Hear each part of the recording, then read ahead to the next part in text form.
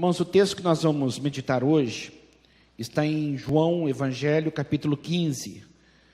Se você estiver com Bíblia e quiser abri-la, João, o capítulo 15. E se você estiver sem Bíblia, o texto será projetado aqui à frente. Esta é uma parábola que Jesus contou, ou uma alegoria. Algumas pessoas dizem parábolas e outras dizem alegoria.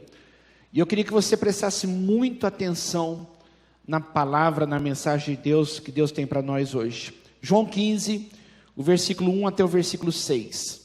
Eu sou a videira verdadeira, o pé de uva, tá? A videira, um pé de uva. E o meu pai é o agricultor. Todo ramo que estando em mim não dá fruto, ele corta. E todo que dá fruto, ele poda, para que dê mais fruto ainda. Guarda essa expressão. Todo que dá fruto, ele poda, para que dê mais fruto ainda. Vocês já estão limpos pela palavra que eu lhes tenho falado. Agora o versículo 4. Permaneçam em mim e eu permanecerei em vocês. Nenhum ramo pode dar fruto por si mesmo, se não permanecer na videira. Vocês também não podem dar fruto, se não permanecerem em mim.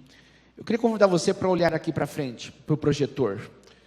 Perceba que num versículo só, Jesus Cristo usa permaneçam em mim, o verbo permanecer uma vez, e eu permanecerei em vocês duas vezes. Nenhum ramo pode dar fruto por si mesmo, se não permanecer na videira três vezes. Vocês também não podem dar fruto, se não permanecerem em mim quatro vezes. Jesus queria destacar a ideia de permanecer. Versículo 5, eu sou a videira e vocês são os ramos. Se alguém permanecer em mim e eu nele, esse dá muito fruto, pois sem mim, vocês não podem fazer coisa alguma. Repitam comigo essa última frase, bem forte. Pois sem mim, vocês não podem fazer coisa alguma. Pelo menos umas 10 vezes mais forte que isso, vamos lá. Pois sem mim, vocês não podem fazer coisa alguma. Versículo 6, se alguém não permanecer em mim, será como o ramo que é jogado fora e seca. Tais ramos são apanhados, lançados ao fogo e queimados. Queridos, uma das coisas mais importantes da vida é quando nós nos sentimos úteis, quando nós nos sentimos parte de algo. Isso traz um sentimento de propósito. Isso traz um sentimento de que eu estou aqui no mundo com um objetivo. Vamos dar um exemplo. Quando você se sente importante na tua casa, você é uma peça fundamental no teu lar. Se você não estiver ali, as pessoas sentem falta de você. Se você não estiver ali, as pessoas querem que você esteja. Então isso é aquele sentimento de fazer parte, de propriedade. Da mesma coisa quando eu estou numa corrente de amigos, quando eu falto, sentem a minha falta. Quando eu falto, as pessoas querem que eu esteja ali, no meu trabalho. Então isto é muito importante para a vida. Por que que muitos adolescentes, muitos jovens, vão para gangues, vão para boca de fumo? Porque muitos não sentem-se parte da família. Lá na família, recebem só críticas. Lá na família só recebem admoestações e palavras duras. Aí ele chega numa roda de amigos, onde esses amigos começam a elogiá-lo. Você é uma pessoa bacana, você é uma pessoa legal. Então ele prefere muito mais aqui, porque aqui ele se sente valorizado. E se eu faltar, sentem que eu faltei, do que em casa. A coisa mais fantástica da vida é quando eu me torno importante, fazendo parte da família de Deus, do reino de Deus. Eu vim para a igreja, e eu sinto falta da igreja, e a igreja sente a minha falta. É o sentimento de propriedade, de participação, de utilidade. A coisa mais fantástica no mundo é quando eu encontro a razão da minha vida. Quando eu encontro o porquê do meu existir. Quando eu estou aqui e percebo que eu sou uma pessoa útil nas mãos de Deus, que eu sou uma pessoa importante para Deus, que quando eu não venho na sua casa, Deus sente a minha falta, as pessoas sentem a minha falta, Isso é muito importante, muito importante. Nós vamos começar hoje uma série de pregações dentro dessa linha, frutos do amor, colocando que Deus me ama de uma forma tal que Ele derrame esse amor na minha vida de uma forma tão poderosa, que eu começo a expressar o caráter de Cristo na minha vida. Mais uma vez vamos falar de caráter. Cristianismo é mudança de caráter. Deus está muito mais interessado em quem você é do que naquilo que você faz. Então Deus está interessado em trabalhar no teu caráter. É por isso que essa expressão da videira é fantástica. Se eu estiver ligado à videira, a videira seria Jesus, eu sou a videira verdadeira e vocês os ramos. E se eu estiver ligado à videira, eu vou produzir frutos. Se eu estiver ligado ao Senhor, eu vou produzir o caráter dele na minha vida. Isto é o maior projeto de vida que alguém possa idealizar para si. Então, quando Deus começa a trabalhar no meu caráter, a partir daí Ele começa a trabalhar nos meus atos, naquilo que eu faço. Tem sido bom você estar aqui na igreja? Você imagina você na vida antiga? Você imagina voltar atrás? Você pensa em voltar a ser aquilo que você era? Você largar o cristianismo, largar Deus, abandonar a igreja e viver aquela vida que você levava? Você imagina isto? E por que você está aqui? Porque um dia alguém te convidou. Por que você está aqui? Porque um dia alguém orou por você. Por que você está aqui? Porque um dia Deus tocou no coração e te trouxe para aqui, para o reino dele. Agora eu queria fazer uma pergunta. Quantas pessoas da tua família você ama demais e não estão aqui? Quantas pessoas da tua família que você ama demais, que você poderia pensar como que a vida dele, como que a vida dela, ou como a vida deles poderiam mudar demais se estivessem aqui, descobrindo o que eu estou descobrindo. É como se você dissesse: eu era uma pessoa tão ansiosa, hoje eu melhorei muito, mas se o meu pai estivesse aqui, como que ele seria abençoado? Como que reinaria mais paz na nossa casa? Como que a coisa seria diferente? Qual é o amigo que você mais gosta? Aquele amigo confidente, aquele amigo do peito, aquele amigo que você se dá bem com ele. Imagina o que seria do relacionamento de vocês se este amigo viesse para o reino de Deus através de você. Como que a vida dele poderia melhorar de uma forma exponencial na sua casa? Quantas coisas boas essas pessoas que estão num relacionamento pessoal com você poderiam melhorar e muito. Já parou para pensar nisto? Isto é cristianismo. Você pode dar sem amar, mas você não pode amar sem dar. Quando você ama, Deus te ama de uma forma tal que te deu o perdão dos pecados, te deu a salvação eterna, tem te dado proteção, tem te dado tudo de bom. Porque Ele ama, e Ele dá tudo isso, não é porque eu mereço, mas porque Ele é a fonte do amor. Agora, quando Deus age no meu coração, e eu recebo esse fruto do amor na minha vida, automaticamente, eu serei como Ele, porque eu estando na videira, eu vou produzir o que a videira produz, frutos. E esses frutos serão o amar incondicional também às pessoas, me importar com as pessoas, querer o bem das pessoas. É por isso que quando uma pessoa se envolve com Cristo, o lar muda, a casa muda, os relacionamentos mudam, porque nós mudamos. Então, através de uma mudança pessoal, interior, eu consigo mudar também o meu ambiente, as pessoas que convivem comigo. Eu quero convidar você para hoje nós pensarmos sobre o caráter de Cristo. O caráter de Jesus e o que Ele quer fazer em nós e depois através de nós. Porque Cristo, Ele trabalha em nós para trabalhar através de nós.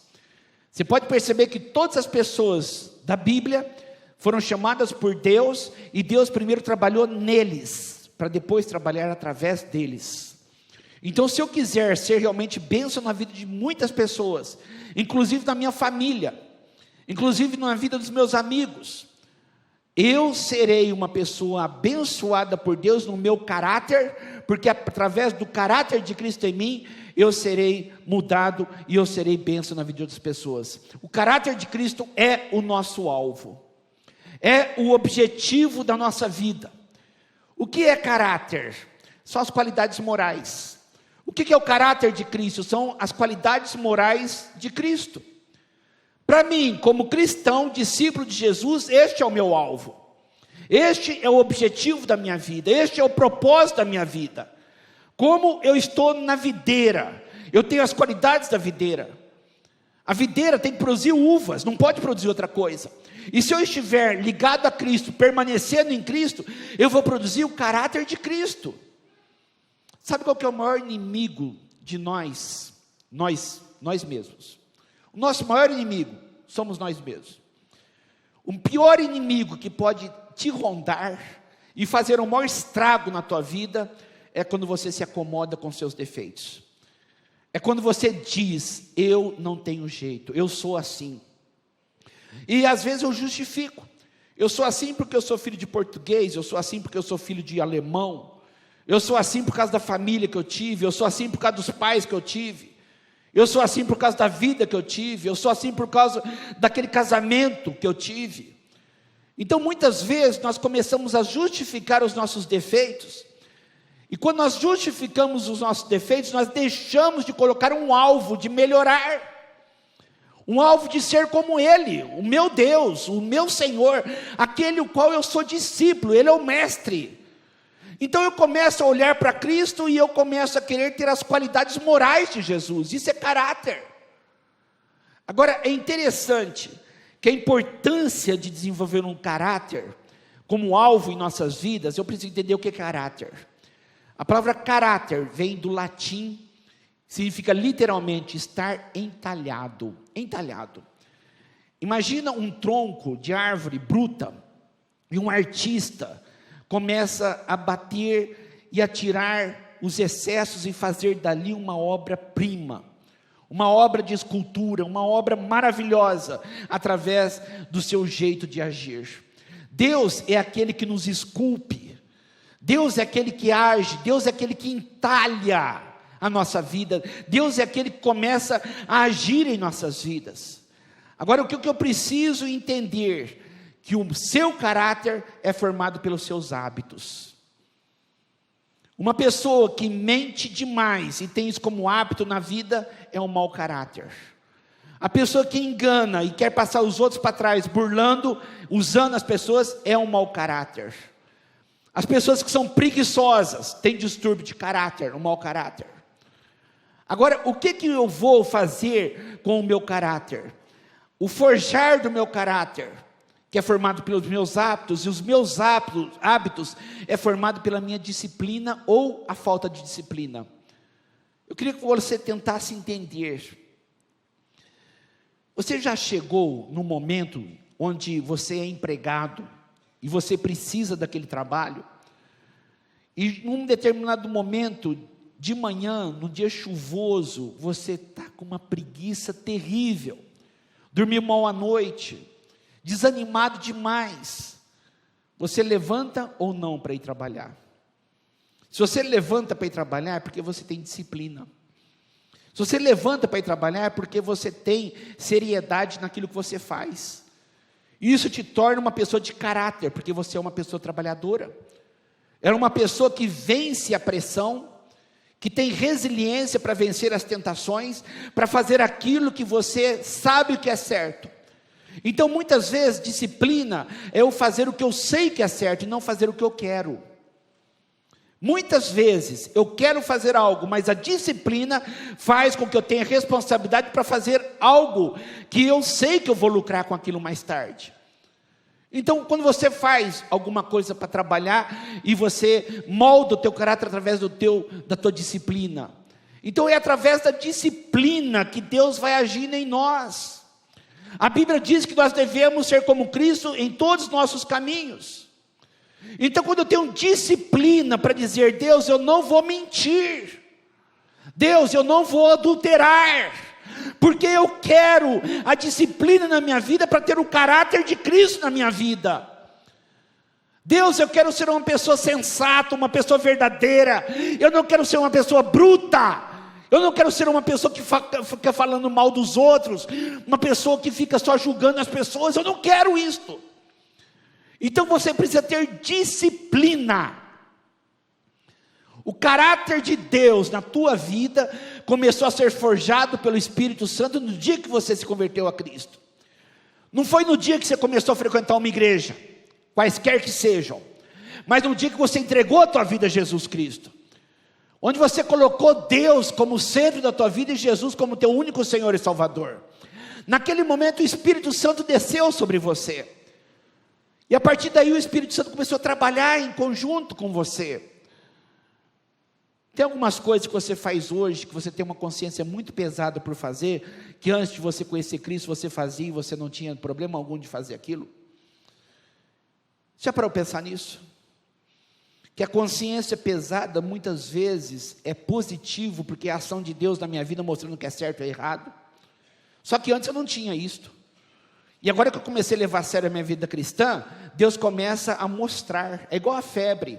A febre em si não é ruim. O ruim é um corpo estranho que está no meu corpo. Então a febre é um sentimento, é um diagnóstico, é uma maneira de dizer que o meu organismo está se defendendo contra um corpo estranho. A consciência pesada é a nossa febre, para que nós hajamos naquilo que está fazendo com que passemos mal. Então é a ação de Deus. Isso aí é o Espírito Santo agindo. Então eu, quando tenho a ação de Deus na minha vida, eu preciso cooperar com Ele. Eu tenho um alvo, eu quero ser como Cristo. Eu sei que o Espírito Santo está trabalhando em mim, porque coisas que eu não consigo, Deus vai fazer por mim. Mas eu preciso da ajuda de Deus para mudar, mas eu preciso cooperar com a obra do Espírito Santo. Eu preciso ser essa pessoa maleável. Muitas pessoas passam a vida inteira sentadas com penas de si mesmas. Muitas pessoas passam a vida inteira e não fazem nada para mudar. Nada para mudar. Qual que é o meu alvo? Gálatas capítulo 5 vai mostrar o caráter de Cristo. E o fruto do Espírito, ou seja, a ação de Deus na minha vida, é que vai entalhar, que vai forjar o caráter de Cristo em mim. Então olha só, algumas expressões tremendas que é o caráter de Jesus. Amor. Todos esses pontos, eu queria que você olhasse para mim e prestasse muita atenção nisso. Todos esses pontos têm de uma forma plena naqueles que são filhos de Deus. Mas todos esses pontos têm de uma forma não plena, uma forma vazia e muitas vezes extremamente superficial na vida das pessoas que não têm Cristo. Preste atenção nisso. Uma pessoa do mundo ama os amáveis. Uma pessoa que não tem Deus ama aqueles que gostam dele, aqueles que são amigos, aqueles que não ofendem, aqueles que estão bem, amam. Agora, qual que é o amor que Deus quer forjar em mim? O caráter de Cristo em mim? Amar os não amáveis, amar aqueles que falam mal de mim. Esse é o meu alvo. Porque se eu for aquele que ama somente os bons, o que tem de mais? O ateu faz isto. A pessoa sem Deus faz isto. Então algo sobrenatural. Deus quer me dar alegria. E uma pessoa do mundo tem alegria quando tudo está bem. Mas a alegria em nós não é um estado de espírito, mas é uma identificação pessoal de quem nós somos. Nós somos alegres. Por termos Deus, paz. A pessoa do mundo tem paz? Tem, quando está tudo bem, quando não tem problema de saúde, quando não tem problema financeiro, quando não tem problema algum na esfera familiar, tem paz.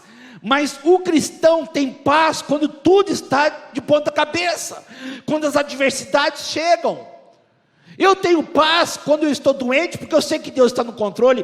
Eu tenho paz porque eu estou passando problemas financeiros, mas eu sei que Deus está no controle. Deus cuida de mim. Então essa paz que eu tenho é transcendente às circunstâncias. Então perceba que tudo isso Deus quer tratar em mim, paciência.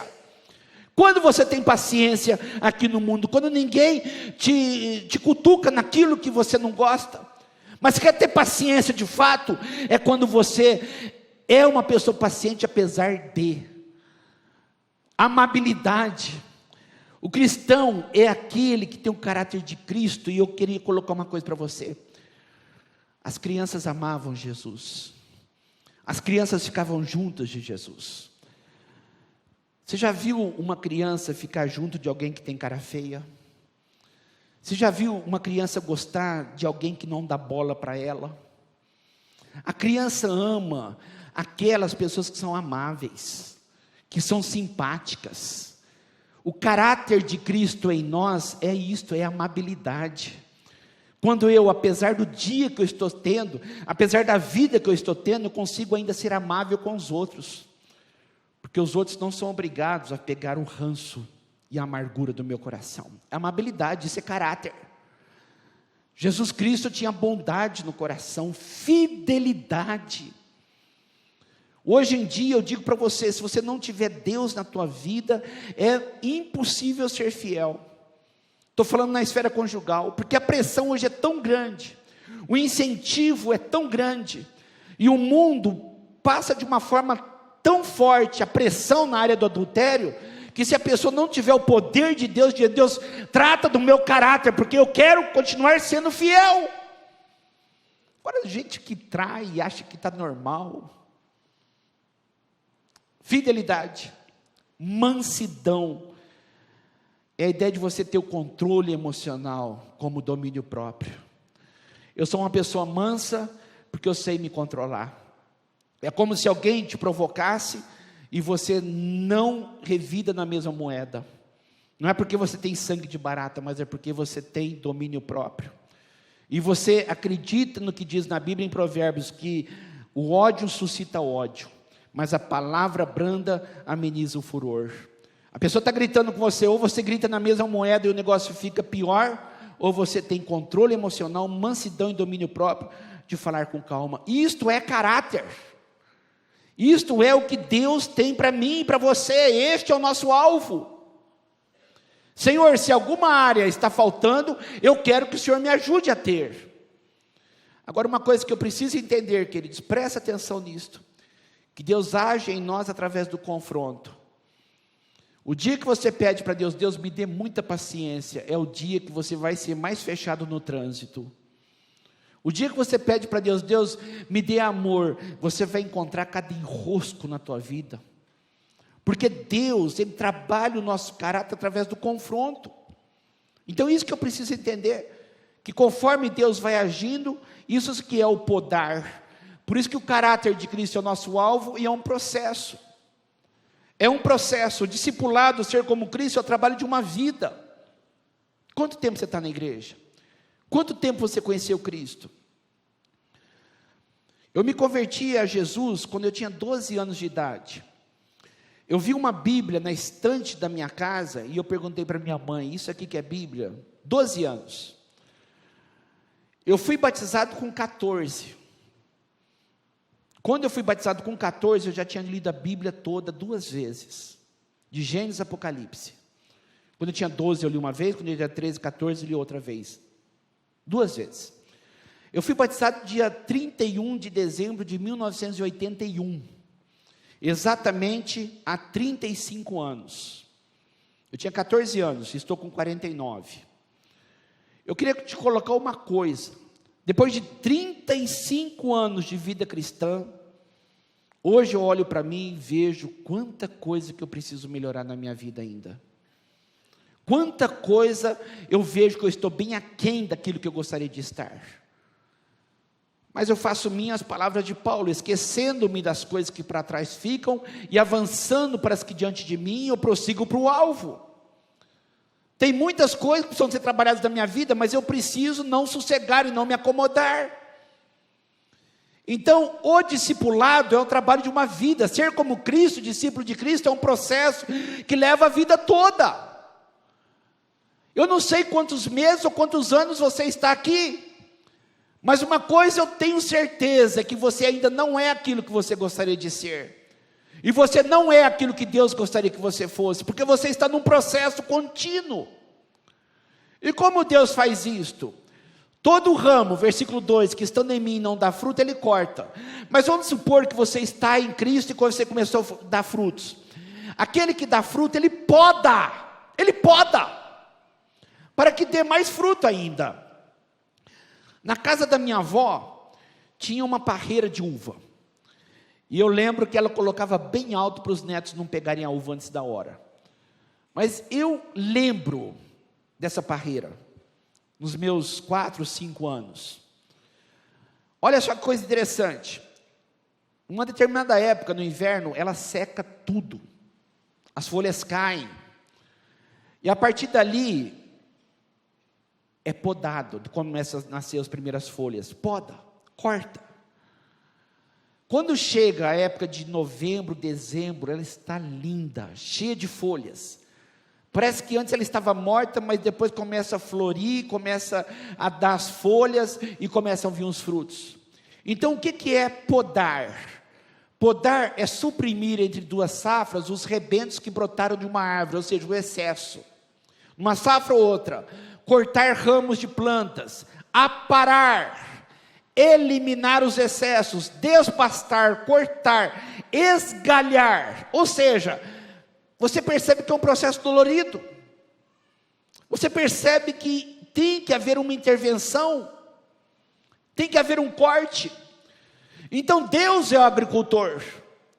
Ele sabe como agir, Ele sabe como fazer em nós, mas Ele nos poda. Ele nos poda.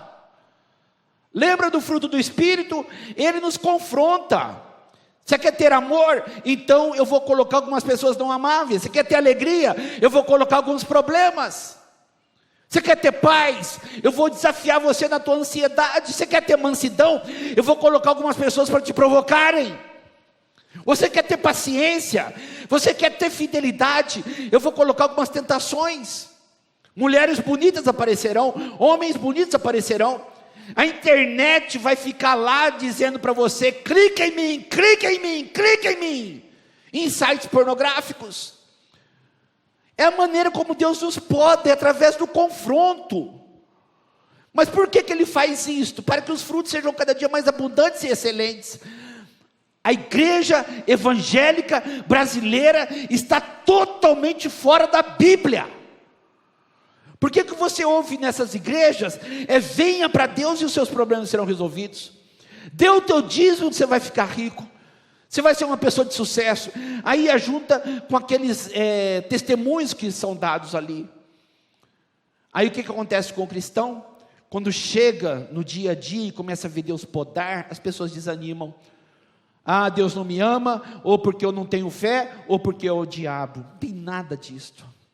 É Deus tratando de nós. É Deus trabalhando e podando. Ele corta, Ele elimina, Ele tira os excessos. É um processo do trabalhar de Deus, da disciplina de Deus em nossa vida que visa o nosso bem. Guarda essa frase: Deus está muito mais interessado no teu crescimento do que no teu conforto.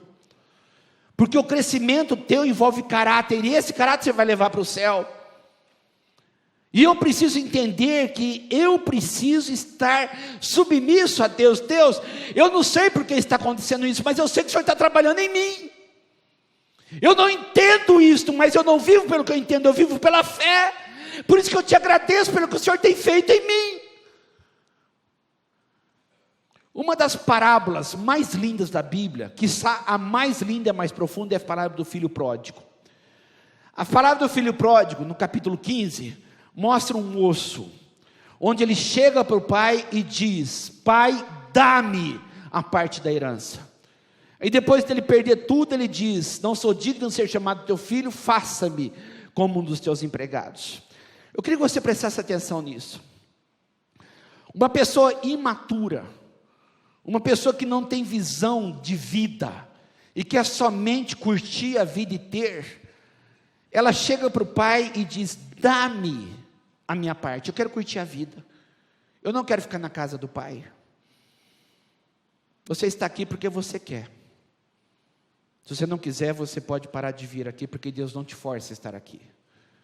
Quando diz que o maior mandamento é amar a Deus sobre todas as coisas, amar não é imposto, amar é conquistado.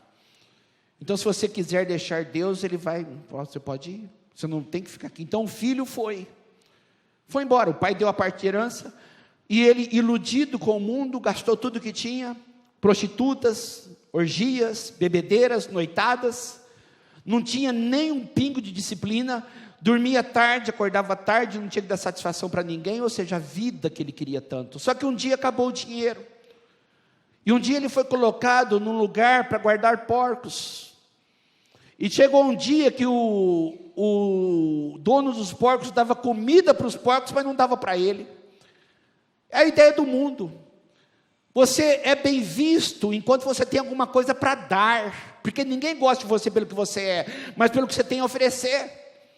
O dia que você fica sem nada, as pessoas se descartam igual um bagaço de cana moído.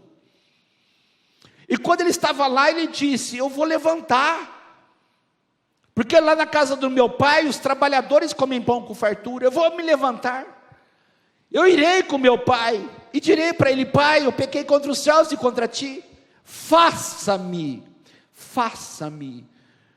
como um dos teus empregados. Há uma grande diferença entre o dá-me e o faça-me. Houve um processo, um podar na vida daquele moço, como nós. Dá-me, pai, dá-me um melhor emprego, dá-me um emprego melhor, dá-me um grande amor da minha vida, dá-me saúde, dá-me dinheiro, dá-me sucesso. Nós estamos interessados no dar, até que Deus faz-nos crescer, até que Deus trabalha no nosso caráter, até que Deus nos poda, para que nós chegamos como aquele filho pródigo e disse: faça-me, pai, faça-me alguém melhor. O dar envolve ter, o faça-me envolve ser. Pai, faça-me uma pessoa melhor, trabalhe em mim, faça o que o Senhor quiser da minha vida, faça-me alguém melhor, porque eu estou maleável nas tuas mãos, faça-me.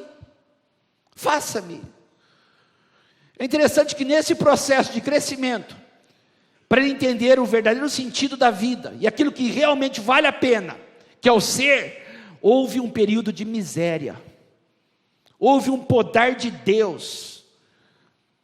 Para ser feliz, eu preciso estar no centro da vontade de Deus, porque quando eu estou no centro da vontade de Deus, Deus começa a depurar o meu caráter. Aquele moço saiu da casa do pai atrás de dinheiro, saúde, sem dar satisfação para ninguém, mas ele pagou um preço muito caro para isso. A mensagem de Deus para a tua vida aqui essa noite, a mensagem de Deus para você: não se iluda com este mundo, não se iluda. Deus, Ele trabalha o nosso caráter porque Ele nos ama, Ele sabe como agir, Ele sabe podar, porque Ele visa a eternidade. Ele nos ama de uma forma tal que Ele nos protege, nos abençoa, tudo aquilo que você precisa Ele tem te dado. Só que quando eu venho para a esfera do aproveitar a vida, com o dinheiro que eu tenho, com a saúde que eu tenho, com os prazeres que o mundo tem aí para me oferecer, eu posso ter muito prazer, e dá prazer mesmo. A vida sexual traz prazer. O mundo é um grande circo, onde as pessoas estão ali: vamos divertir, vamos fazer, mas só que esquece que quanto mais eu me envolvo com isso, mais caro eu vou pagar. Você pode ir numa comida por quilo e almoçar por 8 ou 9 reais. Ou você pode ir num restaurante top lá em São Paulo e pagar 300 reais e comer infinitamente melhor. Só que você pagou por isto, e pagou caro. No mundo é a mesma coisa. Quando eu me envolvo com as coisas que não são de Deus, eu vou aproveitar muito, mas eu vou pagar muito caro por isto. Por isso que Deus quer agir em nossas vidas. Sabe por quê? Porque o dar-me não satisfaz. O dar-me, chega uma hora que você quer mais, e chega uma hora que você diz, não satisfaz mais. Então é onde eu tenho que aprender a amadurecer na minha fé, ter maturidade para dizer para Deus, faça-me. Deus me dê amor para que eu dê amor. Deus me dê satisfação para que eu tenha contentamento com a vida. Deus, faça-me alguém que pare de reclamar de tudo. Faça-me uma pessoa, Pai, que seja contente com aquilo que tem. Faça-me. Trabalha no meu caráter. Este é o plano de Deus para a tua vida. Jesus Cristo é a videira. Você são os galhos. Permaneça na videira, que você vai ficar assombrado com tanto de fruto que Deus vai fazer dentro do teu coração e através de você na vida de outras pessoas. Quero convidar você para crer nisto. Eu queria que você levantasse as tuas mãos bem alto. Como pastor dessa igreja, como autoridade de Deus na tua vida, eu quero profetizar sobre a tua vida que esses próximos 4 meses serão dias, meses de crescimento, meses onde você vai frutificar muito, e eu declaro sobre a tua vida as mais ricas bênçãos de Deus. Eu declaro sobre a tua vida o suprimento de todas as tuas necessidades. Permaneça em Cristo, e Ele vai permanecer em você. Que Deus te abençoe em nome de Jesus. Amém, igreja? Glória a Deus. Participe dos nossos cultos. Domingo às 10 horas, às 18 horas e 20 horas. Quinta-feira, às 20 horas. Na Avenida Sacadura Cabral, 1354. Entre as ruas 32 e 34, no bairro Aeroporto. Nosso telefone, 17 3323 4766. Acesse www.segundaipb.com.br. Deus abençoe.